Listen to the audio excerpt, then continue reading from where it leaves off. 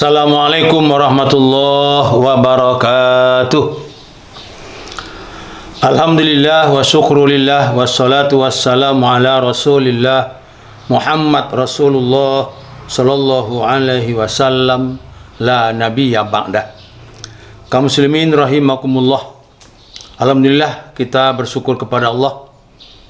Kita masih dipertemukan oleh Allah pada kesempatan ini. Mudah-mudahan ada manfaatnya bagi kita dalam rangka mengisi tausiah yang karena suatu dan hal bapak ibu tidak sempat mendatangi masjid karena kebetulan belum boleh mendatangi masjid, namun dakwah tetap jalan. Silakan bapak dengarkan di radio boleh barangkali, atau paling tidak yaitu di HP masing-masing. Di YouTube sudah jelas. Mudah-mudahan pertemuan kita ini membawa perubahan yang bagus bagi kita dalam rangka mencintai dakwah. Walaupun apa dan bagaimanapun yang terjadi, dakwah harus tetap jalan. Menyuruh orang berbuat baik itu akan memperoleh kemenangan. Lihat dalam Al-Quran surat 3 ayat 102. Wal takum minkum ummatu yad'una ila khair. Mengajak orang, menyuruh orang untuk berbuat baik, nilainya besar. Ujungnya ulaikum muflihun, beruntung. Kaum muslimin, pertemuan kita kali ini berjudul hak bertetangga.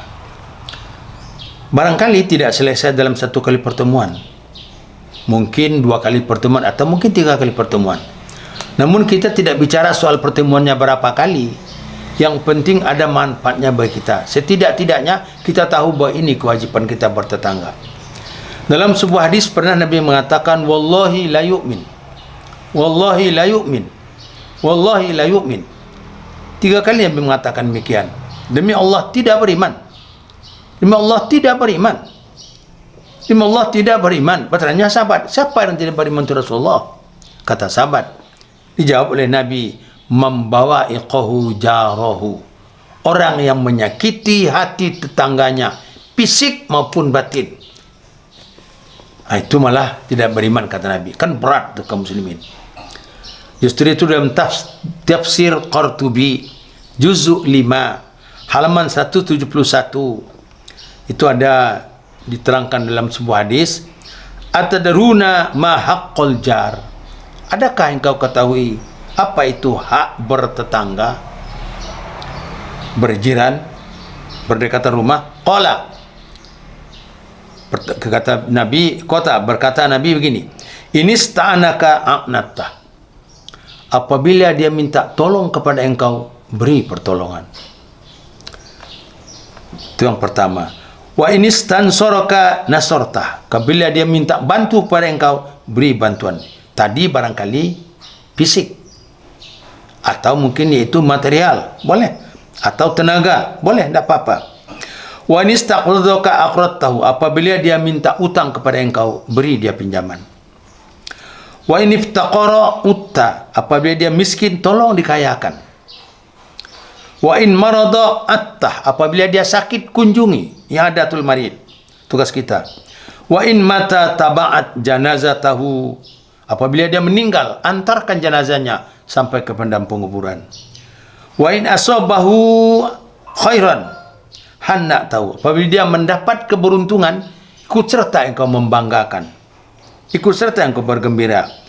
Wa inis asaitahu musibah, apabila dia ditimpa oleh musibah, anak meninggal atau rumah kebakaran, azaitah, ta'ziyahi, bujuk dia untuk dekat kembali kepada Allah. Wala tastatilu alaihi bil bina, jangan engkau tinggikan bangunan engkau. Fatahjuba'an hurriha, yang menutupi udara masuk kepada rumah tetangga engkau, illa biizni, kecuali dapat izin daripadanya.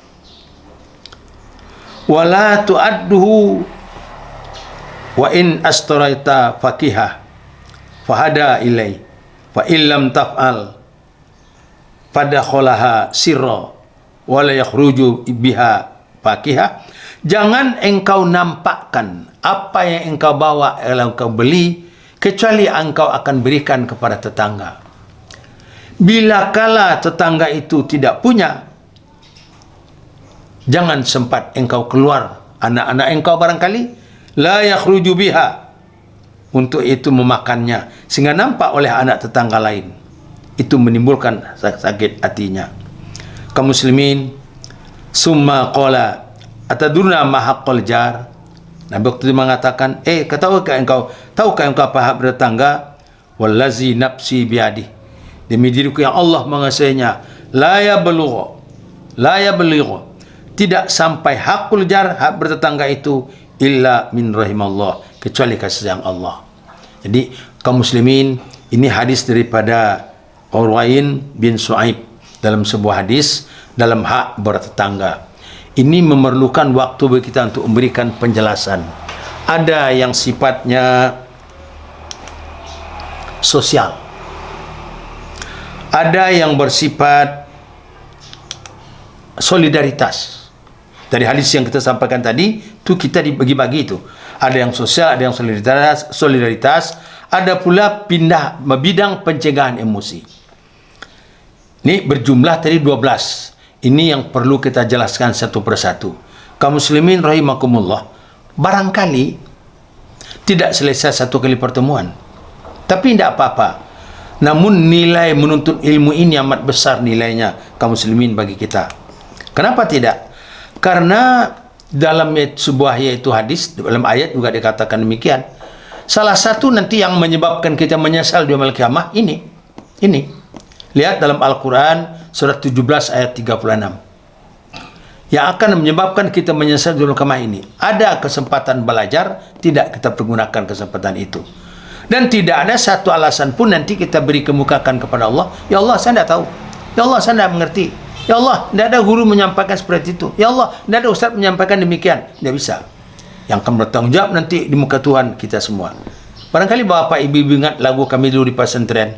Di suatu masa anda akan ditanya di muka sidang mahkamah Tuhan, kemana umur harta yang banyak, kemana ilmu Tuhan gunakan, dipertanggungjawabkan.